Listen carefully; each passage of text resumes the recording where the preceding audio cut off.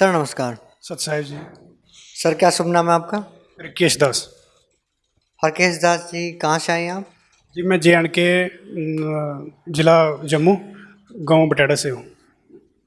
Sir संत रामपाल जी महाराज से कब से जुड़े आप? मैं 13 सितंबर 2012 से।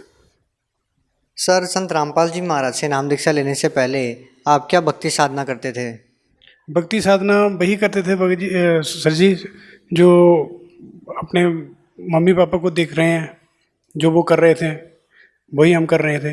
कभी शिव जी का व्रत रख लिया, तो कभी नवरात्रे हैं तो माता जी का व्रत रख लिया, बस यही भक्ति कर रहे थे। सर जो भक्ति आप करते थे उन भक्ति को करने से आपको क्या लाभ मिले? उन भक्ति से करने से तो हमें कोई लाभ नहीं मिला सर जी। सर आप संत रामपाल जी महाराज की शरण में कैसे आए? संत रामपाल जी महाराज की शरण से मैं टीवी के माध्यम से आया जी। टीवी में उनका प्रोग्राम आता है 7:40 से 8:40 तक साधना चैनल पे, तो वो मैं देखता था। तो वो देखते देखते उनका ज्ञान समझ आ गया, तो उनके माध्यम से, टीवी के माध्यम से उनके शरण मिल गया। सर संत रामपाल जी महाराज ने जो सद्भक्ति आपको दी है उसको करने से आपको क्या लाभ मिला? सर जी छोटे मोटे लाभ तो होते ही रहते हैं, बाकी बड़े लाभ तो ये है कि हमें अपने जीवन का सबसे पता चला कि हम जीवन में आए क्यों हैं, हमें करना क्या चाहिए और हम कर क्या रहे हैं। हमें सद्भक्ति मिली, मोक्ष का मार्ग मिला, सबसे बड़ी बात तो ये है। बाकी छोटे मोटे लाभ तो होते ही रहते हैं। ऐसे मेरी माता जी थोड़ी बीमार थी, तो उनको नाम दीक्षा दिलवाने से अब वो ठीक है। और बाकी ये लाभ हुआ जी, हम आपको एक बात बताता हूँ। छोटा सा चमत्कार हुआ था मेरे साथ। जब हम आश्रम में जा रहे थे, तो हम 3 दोस्त ही थे उस वक्त। तो हम जा रहे थे, तो गाड़ी में हम दोनों उतरे, बाथरूम के जाने के लिए उतरे, और एक को हमने गाड़ी में बिठाया, भाई आप गाड़ी में बैठो, हम आते हैं। तो जब अब आए तो वो देखा, वो तो नीचे था, तो गाड़ी भी चली गई थी। तो हमने उसको पूछा, भाई यार हमारा वो कहाँ की गाड़ी? तो बोला वो गाड़ी चली गई। हमने पूछा गाड़ी चली गई, उसमें तो हमारा सामान भी पड़ा हुआ है, सब कुछ पड़ा हुआ है, तो आप यार वो सामान ही उतार लेना था तूने। तो वो बोला नहीं, मैं तो आपको देख रहा था, गाड़ी निकल गई। तो मैंने सोचा भी इनका सामान भी साथ में है, मेरे साथ ये आए हुए हैं, तो यार ये तो बात बहुत अच्छा नहीं हुआ ये। फिर मैंने सोचा, मैं दौड़ के देखा, मैं चलो किस साइड गई थी गाड़ी? वो बोल रही इस रोड से गई थी। मैं दौड़ के आगे गया तो देखा गाड़ी तो नहीं थी, गाड़ी निकल चुकी थी। तो मैं बहुत परेशान हो गया, लेकिन मैंने परमात्मा को याद किया। मैंने सोचा, देख इतनी देर में एक ऑटो वाला आया। मैंने बोला, मैं भैया ऐसे ऐसे बात है, हमारी एक गाड़ी है वो चंडीगढ़ वाली, तो वो निकल गई है बरवाला वाली। तो उन्होंने सोचा भी, बोला कितनी देर हुआ? मैंने बोला कि 10-15 मिनट हो गए जी। बोले 10-15 मिनट में तो वो यार गाड़ी तो अभी तो नहीं मिलेगी आपको, वो तो निकल गई होगी, बहुत दूर निकल गई होगी। तो फिर उनको मन में पता नहीं क्या आया, उन्होंने बोला चलो बैठो यार देखते हैं। तो उन्होंने बिठाया हमको ऑटो में। तो उन्होंने ऑटो बहुत फास्ट चलाया, बहुत तेज़ चलाया, और गाड़ी आगे सिग्नल पे रुकी हुई थी, हमें गाड़ी मिल गई।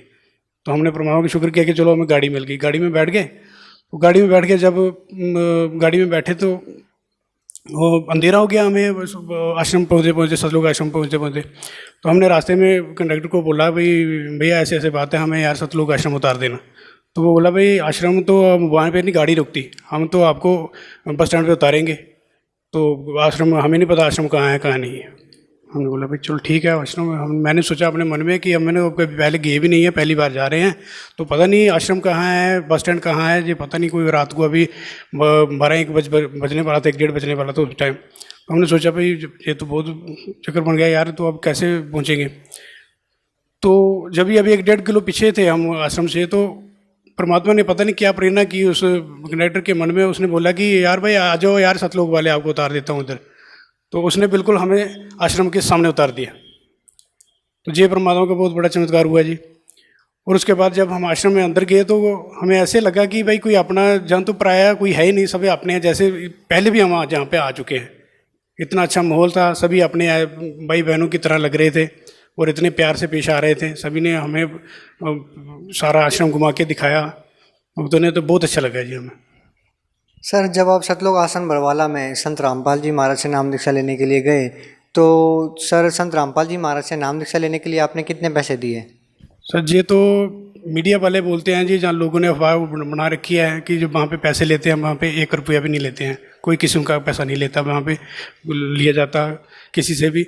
वो तो आपको वहाँ पे जो जितने भी भक्त जाते हैं, जो नई दीक्षा नाम दीक्षा लेने के लिए जितने भी जाते हैं, उनको बिल्कुल फ्री आप बुक मिलती है वहाँ से। आप गुरु जी के स्वरूप मिलता है गुरु जी का, तो वो फ्री मिलता है बिल्कुल। रहने खाने पीने की व्यवस्था बिल्कुल फ्री है। सर जब आप सतलोक आश्रम बरवाला में गए तो क्या वहाँ पे जातिवाद या अमीर गरीबी या फिर ऐसा कुछ आपको देखने को मिला वहाँ की व्यवस्था में? नहीं सर जी, हमें कोई कुछ ऐसा नहीं मिला जिससे हमें तो ऐसा लगा कि अमीर गरीब बिल्कुल वहाँ सब एक जैसे हैं। हमने और भी बहुत जगह पे हम गए आश्रम में, तो देखते थे भाई वीआईपी लोग एक जगह बैठते हैं, तो जो बेचारे गरीब तबके के लोग हैं वो एक जगह बैठते हैं।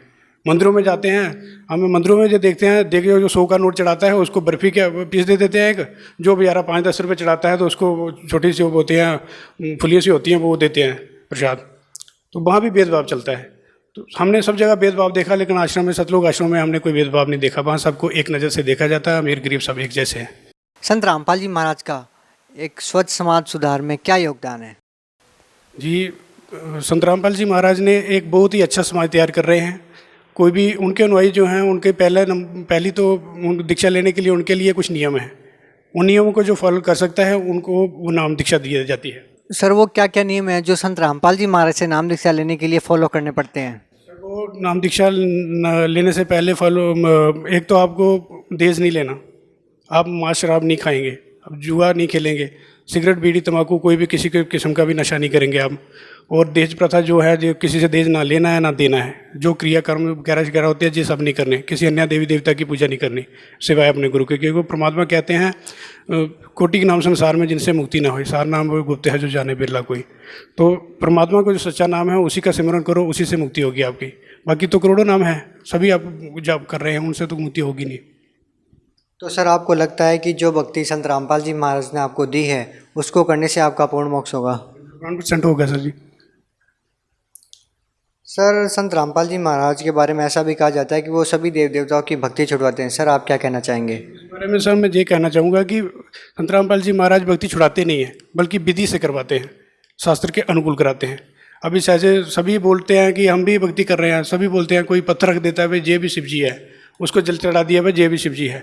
कोई कुछ कर रहा है, कोई कुछ कर रहा है, अपनी मनमानी पूजा करें, उनसे तो उनको कोई लाभ होना नहीं। शास्त्र विधि को छोड़ के जो मनमानी अपने मनमाना आचरण कर रहे हैं उनसे उनको कोई लाभ होगा नहीं। तो हम देवी देवता को वो गुरु जी संत रामपाल जी महाराज छुड़ाते नहीं हैं, बल्कि उनके विधि वक्त उनकी साधना बताते हैं जिससे उनको लाभ होता है। सर भगत समाज को क्या संदेश देना चाहेंगे? भक्त समाज से मैं हाथ जोड़कर यही प्रार्थना करना चाहता हूँ कि अपने भाइयों बहनों से, माता पिताओं से यही प्रार्थना करना चाहूँगा कि आप आज से पहले 50 साल पहले पीछे चले जाओ तो हमारे बुजुर्ग लोग थे वो बेचारे पढ़े लिखे नहीं थे, अनपढ़ लोग थे। तो उनको जैसे कुछ लोगों ने जैसे उनको पढ़ाया, जैसे उनको सिखाया, वही रीति रिवाज आज बन गया। आज 500-600 साल पीछे चले जाओ तो वो बिल्कुल बेचारे अनपढ़ लोग थे, उनको कुछ ज्ञान नहीं था, किताबों का उनको कोई ज्ञान नहीं था। तो उस वक्त परमात्मा ने सभी को ज्ञान देने की कोशिश की, मगर कबीर भगवान ने परमात्मा ने सबको ज्ञान देने की कोशिश की, लेकिन सभी ने ये सोचा कि जो पढ़े लिखे नहीं है। उस वक्त ज़्यादा ब्राह्मण समाज को पढ़ने की यही पढ़ा करते थे, ब्राह्मण समाज ही ज़्यादा पढ़ा करता था, बाकी वाले समाज को पढ़ने की कोई इजाज़त नहीं होती थी। तो इन लोगों ने जैसा हमें बताया है वैसा ही हम कर रहे हैं। जैसे हमारे माता पिता, उनके माता पिता, हमारे दादा परदादा को जैसे वो बताया वही आपका सब कर रहे हैं। तो मैं उसको यही प्रार्थना करना चाहता हूँ कि कम से कम आप आज पढ़े लिखे हो, कम से कम अपने सत्ग्रंथ देखो, अपनी गीता देखो, बाइबल देखो, उसमें लिखा क्या है। सभी जितने भी धर्मगुरु हैं हिंदुस्तान में, परमात्मा के जितने भी हिंदुस्तान में जितने भी धर्मगुरु हैं वो सभी यही कह रहे हैं कि भाई सभी तो भक्ति तो सभी कर रहे हैं, तो वो बोलते हैं कि परमात्मा निराकार है। सभी धर्मों के गुरु यही कहते हैं कि परमात्मा निराकार है, जबकि परमात्मा सहशरीर है जिसका नाम कबीर है। और अगर परमात्मा नहीं, तो बाइबल में लिखा हुआ है कि परमात्मा ने इंसान को अपना स्वरूप बनाया। जब अपना स्वरूप इंसान को बनाया तो फिर परमात्मा ही तो हमारे जैसा हुआ।